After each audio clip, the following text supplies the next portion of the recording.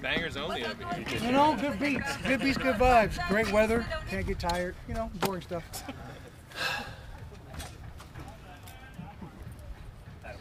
Yes, sir. Ken, when you get out here and get a chance to just be kind of cooped up with the team for a couple days, is this an opportunity for you guys to build? Cooped up? You know. At the luxurious hotel that we're at? That's not cooped up. Take us back to the airport Hilton in 2011. We'll talk about it. All right, let's forget Yeah. up, right? But is this an opportunity The for you guys team to bonding build, situation yeah. over here in California, where it was like 67 degrees when I first woke up. I was still on New Orleans time. It was like 5 o'clock in the morning. Yeah, went for a run. It was great. Yeah, I woke up at 3:30 this a.m. You know, and I was like, my body thinks it's 5:30. Go back to sleep, please. You know, re-woke back up with a purpose. We're out here. We're trying to get better. And you sort of love the idea that you can come out here and literally have the most perfect weather type of day ever. Light breeze, 77, 80 degrees out. They're talking about it's hot. You're laughing because they have no idea. That's a competitive edge. We started off with pods, which were good for us. You know, anytime you can compete against another NFL team, you know, it's great for competition like this. So I did notice that a lot of them had their jerseys rolled up. So the Chargers experienced today as a hot day, you would say. Is that what that was? Look, whatever they experienced, we would take this 20 days out of 20 days in New Orleans. Right. In fact, I might throw on a sweater tomorrow. But they did say it was hot? That's like what they said. Yeah. I don't know exactly who they is, but they said it was hot. Like, this is one of our hot ones. Really? Can you get, like, personally, can you get work done in a different way when it's Absolutely. When you're going up against, you know, a guy like Justin Herbert who is as accomplished as he has in his young career, you can get work done. I love the idea that, you know, we're doing these 2-minute drills, we're doing our team drills, and he's quick and out. It teaches you patience. You know, it teaches you that you have to, you know, drive home to the quarterback, and sometimes you're not going to get there, but continue your rushes. You can definitely focus on the important things. I think they've got a good running back in Austin Eckler and what he's able to do. So in terms of team reps, you can hone in on exactly what you want to do to get better that day. You talk about today, one-on-ones, whatever that is. You guys will make fanfare out of it. I could care less. I'm just trying to make sure that, you know, my next rep is better than my last rep. Cam, along those lines, how would you assess how the defense did as a whole? You know, red zone, I think there was a clear showing out right there.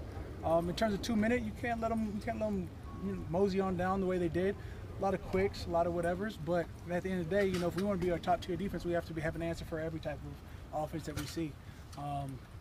You know, bend don't break. You saw, you know, technically, I guess you say we won the 2-minute, or maybe they won the 2-minute, however you want to look at it. I think that after we break down the film, we'll get better from it, and that's key.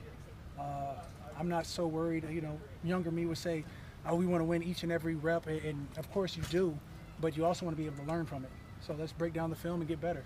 Love that it's preseason week 2 instead of week 1 talking about this. Is there a value to it just from breaking the routine and coming out here and doing something different? Yeah. You know, when you think about flying in last night, getting in at 7:30, having to adjust your clocks, your schedules, come out to a practice like this, where again, it's not like you're going to get tired physically, but mentally you get to see something new. It's exhilarating, and in fact, getting able to talk to you know, Khalil Mack, Joey Bosa, you can run some ideas off of them, pop them off real quick. That's the fun part. What did you see? What did you see? And how do you get better? Malcolm Roach had a bunch of standout plays today. Is he? When doesn't he? Is he having as good of a camp as it looks like it? Yeah, I mean, I think he's refreshed. You know, obviously, Malcolm Roach is his 4th year in our system, and he has found his niche, if you will, and knows how to make these big plays. And mentally speaking, again, he's at a refresh point. It seems like he looks like he's reinvigorated with the game. Do you feel really good about all the young guys across the line that are kind of stepping into either they're newcomers or they're stepping into new roles? Across the board, it seems like it's been a promising month for Carl and Peyton. And yeah, absolutely. I mean, you know, new guys in terms of Shep, in terms of Colin Sanders. You bring in, you know, Roach the way he's playing. Even, you know, our draftees, BB, Brian Bazee. I think that's a lot of potential. You know, there's a great thing about young guys is they have tons of potential, and you're trying to realize and capture that as fast as you can.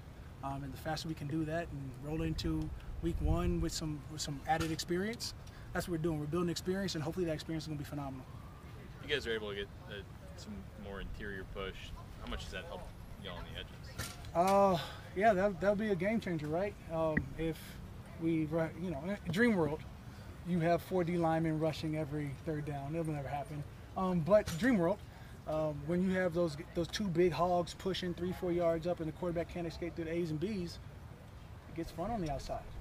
You know, Dream World, if you have 4 down D linemen every third down, maybe they can't double the ends. Again, Dream World. Look, hey man, it was in the 60s when you woke up this morning. We're in. I mean, that's what. Yeah. This is a dream world. In terms of the decades, or are we talking about the weather? Yeah, well, the weather was sort of chilly. Yeah, I put a sweater back on. I walked down. I was like, this is nope, sweater. Yeah.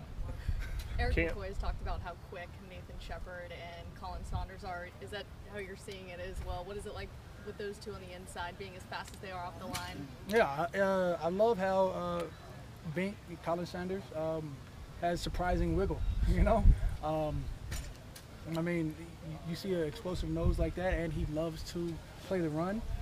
You love somebody who knows their role and wants to excel at it. But at the same time, if you give him a chance, like say, he'll give you some wiggle. He got some moves. He got some things that, you know, that root hog mentality that you sort of love. And then, of course, you talk about Shep and Brazil.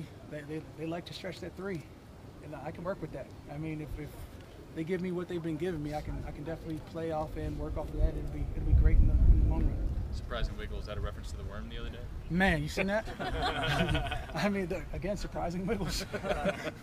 What do you think about his personality, though? Like, not only as a energetic, fun guy, but also Right. willing to Reminisce- take on a leadership role, it feels like, Yeah, with the new team? reminisce of John Jenks in terms of personality-wise, and then he has not even a subtle leadership personality. Like, he's willing to lead the charge. Somebody you can go to war with. Yeah. And you love that off rip. I like to, you know, when these live bullets get going, you need to know who you can trust, who you can walk into a bar with and come out on the other side.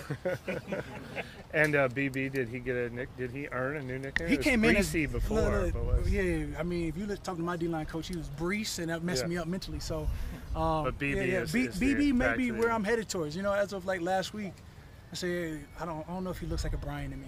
Does that mean he's earning something with his play? Not at all. Is he doing, no? No, not at all. That was easier for me than him earning something. No, he'll have to work his derriere off to earn it. Been a little bit of We got time an for one more. under-discussed impact on the defensive line. with Wait, one batted- more after him or one more because of him? More after Rob. Oh, there we go. I just wanted clarity. We saw a couple of batted passes at the line Right. today. It's something that's always been a specialty of yours. You feel like it's yet another way away from sacks to get into the mind of a quarterback? Absolutely. Again, when you saw the team reps, when you saw, you know, whatever the situations were, there was a lot of quicks. And how do you get those quicks down? Hands up. I think that, you know, that's a great response, and it'll force them into some unfavorable situations or favorable for our defense anyways. And that's when you can really get that pass rush on. Does quarterback height kind of impact that at all, or is it about trajectory Depends on the of where quarterback. it- Yeah, it'd be more along the lines of whether he's a high release guy or low release guy. You know, it varies on quarterback. You assume shorter quarterbacks they have low balls, but sometimes that's not the case. They have a high release point because they have to get that loftiness in them.